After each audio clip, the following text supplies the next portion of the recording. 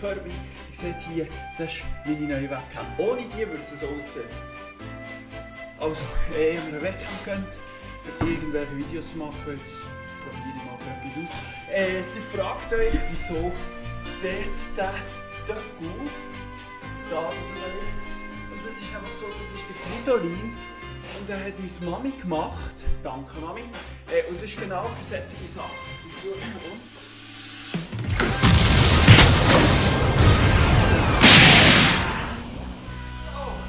Genau so funktioniert der Fridolin. Und wenn euch das Video gefallen hat, gebt doch einen Daumen hoch.